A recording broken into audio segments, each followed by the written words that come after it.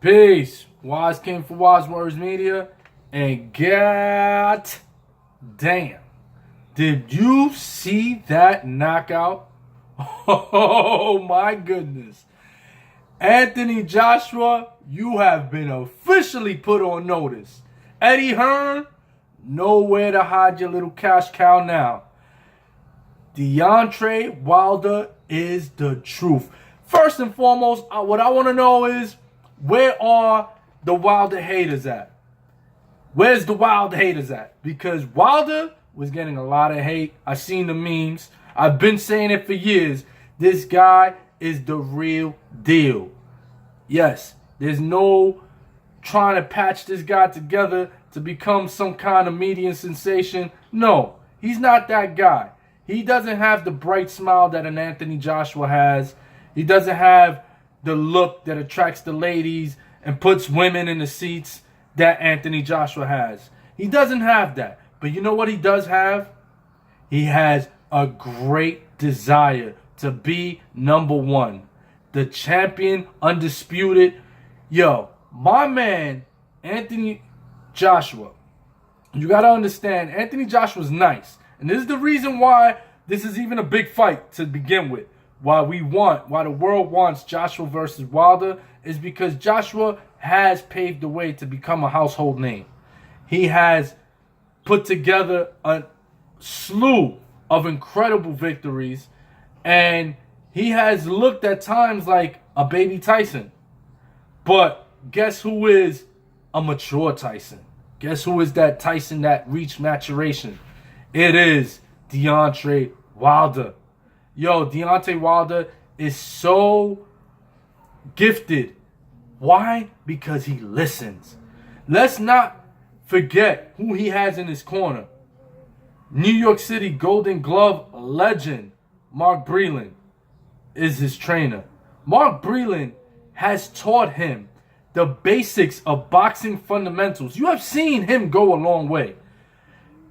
The first fight he had with Stavern, he was the challenger going into the ring against Stavern, who was the WBC champion. And Stavern, who was only champion for 7 months at that time in any event, came in as the champion. And Deontay Wilder came in and did something that people criticized him for at that point. They criticized him for the fact that they said he cannot box. He can't use his jab. He can't use footwork. He can't move. He doesn't have that type of lateral movement that would be needed against a Stavern or would be needed against an opponent that can actually hit and hit with intention to knock out.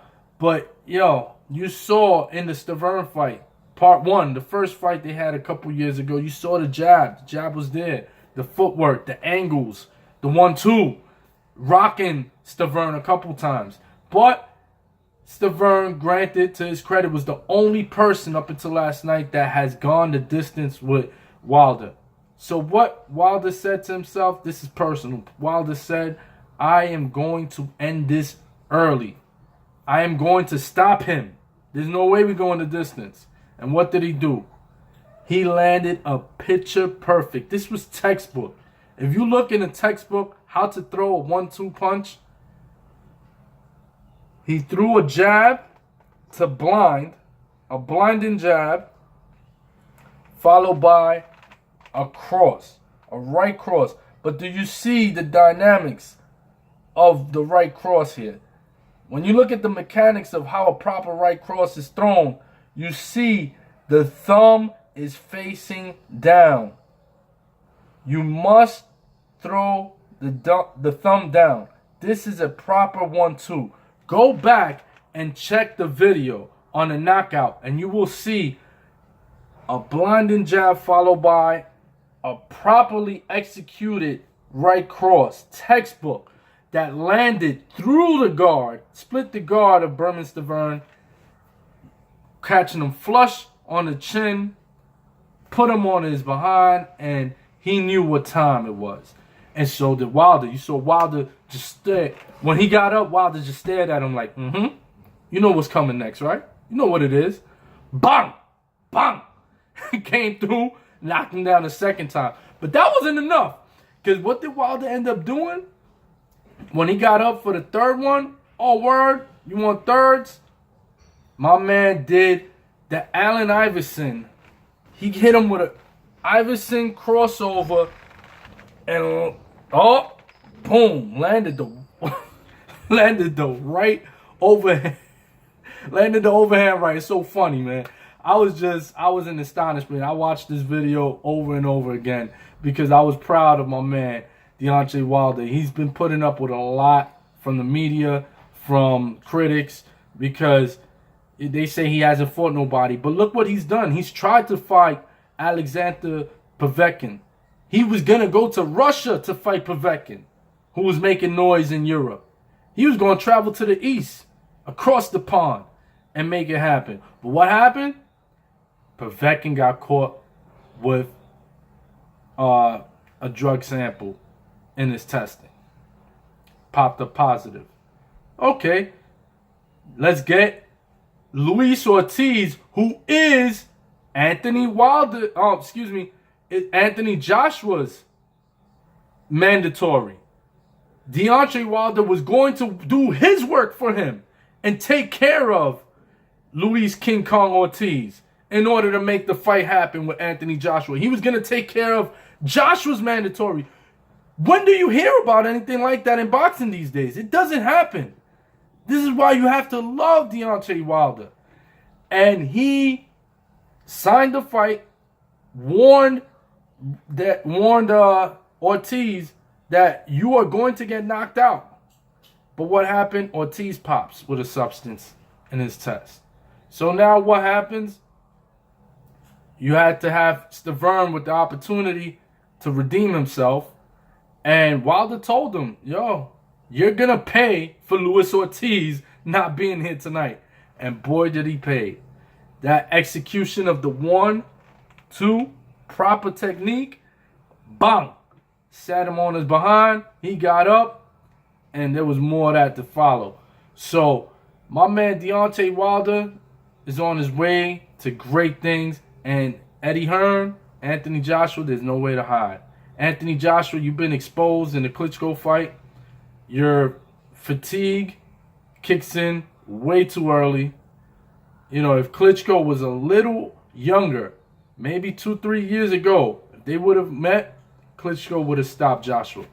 But there's no time for could have, should have, would have's in the world of sports. In reality, you deal with the moment and you move on. So at the moment, Joshua was younger, hungrier, and he got the victory. But when you face somebody who's in his prime, like Deontay Wilder, Wilder and Stavern were both on equal planes just 2 years ago. But last night, a fight that in the first time around took 12 rounds to decide a winner was decided in 1 round. So that's a classic example of a person that has excelled in their discipline against a person who stood stagnant or declined.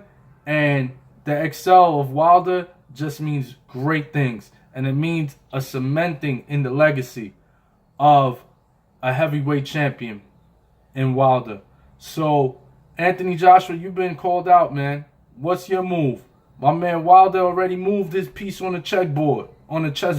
What's your move? What are you going to do next? Eddie Hearn talking about, oh, you have to fight so-and-so in order to fight Wilder. Yo, listen, in order to fight Joshua. Listen, Wilder is the champion. He's a champion. He doesn't have to fight a Pecaito. He doesn't have to fight a fucking Chancletita.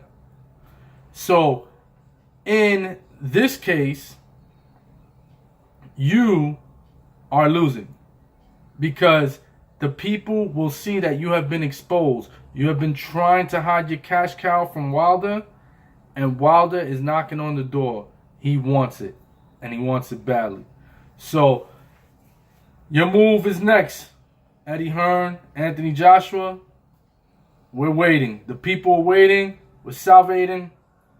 You know, we're drooling at the mouth right now. We want this fight. We haven't had a great heavyweight fight in almost 2 decades. So this is what we want.